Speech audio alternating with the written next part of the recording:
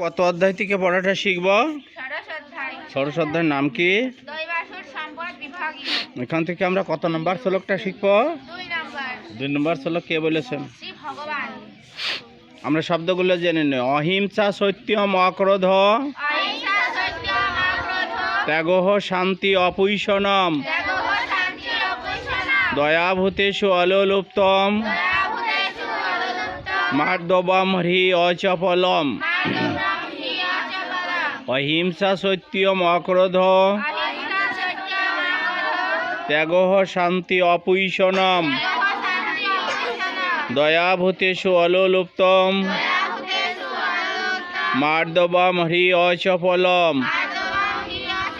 এখন আমরা অনুষ্ঠব ছন্দে পাঠটা করব। অহিংসা সত্যম অক্রোধ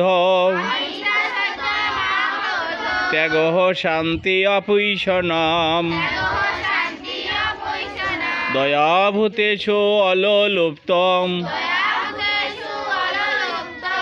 মার্দবম হ্রি অচপলম। অহিংসা সত্যম অক্রোধ ত্যাগঃ শান্তি অপৈশনম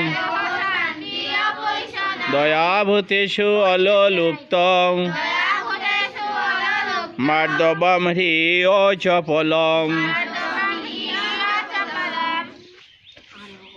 শ্রী ভগবান বললেন, অহিংসা, সত্যভাষণ, ক্রোধহীনতা, কামনা বাসনার ত্যাগ, চিত্তে রাগ দেশজনিত চাঞ্চল্য না হওয়া,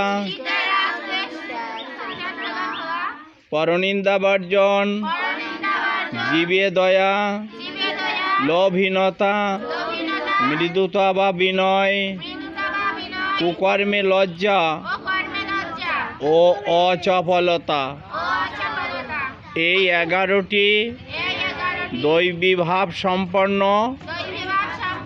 ব্যক্তিদের গুণ।